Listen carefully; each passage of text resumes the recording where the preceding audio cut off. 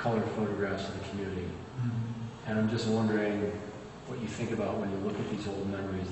Many of these images are from 1993, 94, 95. Some of the Tibetan protests in March, and other religious festivals, some social festivals, some just children. What goes through your mind when you look at all these photographs from 25 years ago? I mean, there's just looking at one photo, just like this one here, I think, I attended this festival. It's, I think it's His Holiness Dalai Lama's birthday, one of the celebrations we do with the American friends and supporters. Just looking at one picture, what goes in my mind is there a lot of work going into preparing the food, decorating the stuff, the music, performance and everything. It takes like so much effort, and yet people never get tired of putting energy into something brings fruit 10, 20 years down the road. And so this is about maybe 15, 20 years old. And if you look at one of the newer picture, you see exactly the same thing going on. New generation, or the kids getting older, they're trying to do stuff with the community. And if you look down here, I mean, some of these pictures amazes me.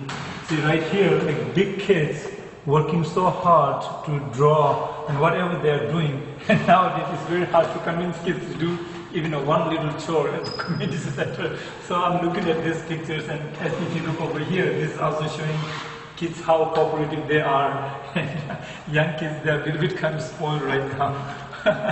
But it is what it is right now. But we are still thriving as a community.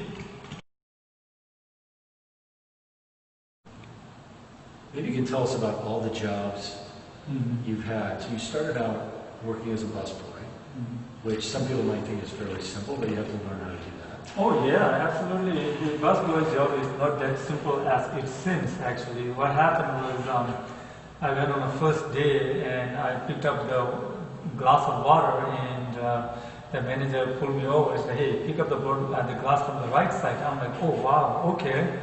Who would think like there's a rule for picking up the drinking water glass? And I learned something there, like you always pick up and fill up water from the right. And now when I go to a restaurant, the waiter or the bus boy, when they fill up the water the wrong side, I'm like, "Hey, that's not." I'm just kidding. But yeah, I learned something. Yes. Right. And then you also worked at Facets Multimedia. You bought a convenience store, ran a convenience store for a while. What else did you do? I worked as a bellman at a Four Seasons hotel. I did a doorman. I drove a taxi, and then I worked as precision machining. It's a factory where they make needles for the dentists. I worked at that. I worked at a glass factory, designing glasses. Eventually, I ended up driving taxi, and I like that most. And then that turned into a limo. So I've been driving limousine for about over 3 years now. Right. So speaking about political activism of Tibetans in Chicago, maybe you can talk a little bit about the hunger strike that you went on many years ago to protest Chinese occupation in Tibet, and some of the walks that you've gone on to try to raise awareness about the plight of Tibet and Tibetans. As I said earlier, coming to the United States was a purpose-driven, was for the cause of Tibet. It was not for me and not for self. It was more for the broader identity of and the preservation of the Tibetan way of life and Tibet as a civilization. And so in 1995, I had an opportunity to participate in one of the hunger strikes, which is organized by Tibetan Democracy Movement or some organization. And I was very lucky to be in the hunger strike. It was for about 2 weeks. and at the end it was stopped by His Holiness the Dalai Lama. And one thing he said was, I still remember on the letter, he said that we need you alive more than the dead. So that totally makes sense. And after that, I was able to do a walk for Tibet. It was about 600 miles from Indianapolis to St. Paul, Minnesota, and then I did another walk from Indianapolis to Chicago, 240 miles. And then I was able to do another walk in Taiwan. It was Walk for Tibet. And that was the most interesting walk because we were walking in the Chinese soil as a Tibetan.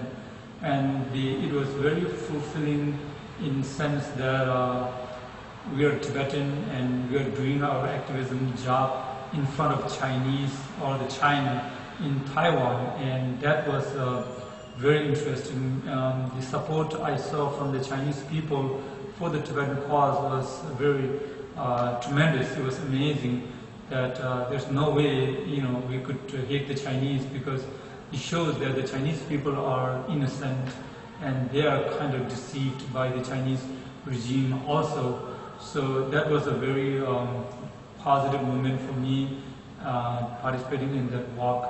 And during the hunger strike, that was in front of the United Nations in New York. Yes.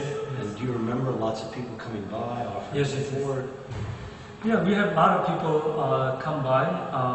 We had A.M. Rosenthal. He was one of the editors, writers. Yes, writers in New York Times. He came pretty often.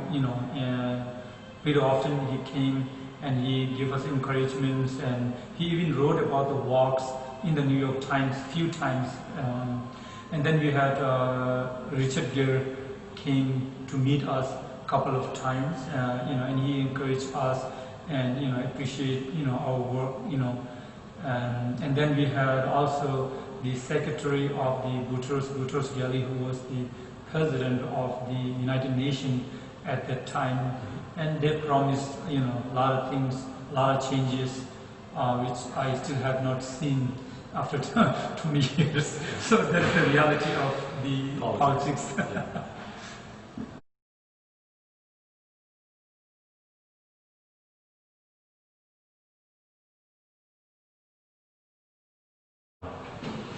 So this panel has a series of black and white photographs. What I think is loci, it's about near from the year 2000. Maybe you can describe a little bit about what happens, because it looks like there's some religious elements as well as some dance elements. So what typically happens at the Losar celebration? So on the Losar celebration, early morning, everybody gets together, usually in the temple. So in that time of the year, we didn't have the temple, so we had a community center at 5200 Sheridan down in Chicago. So this was at the community center celebrating 2000 Tibetan year 21-27 Losar celebration. And here, oh yes. She has 3 kids herself, and a couple of them is about to go to college. And this girl here is in college already, actually.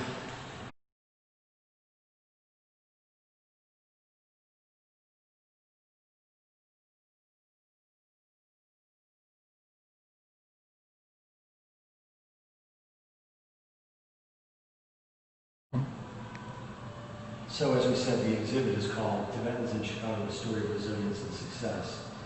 But of course, over these last 26 years, there have been a lot of struggles, and there have been some things that haven't been so successful. Maybe you could talk a little bit about the biggest challenges, or even some of the conflicts within the community that you've had to overcome to continue to maintain strong unity over this community. Just like any community, any family, any organization, there's always a conflict, and sometimes conflicts are solved without any issues. Some conflict takes time, and we did went through quite a bit, which I am kind of hesitant to talk about sometimes. But yeah, we did struggle, and running an organization is not that simple as it seems. it takes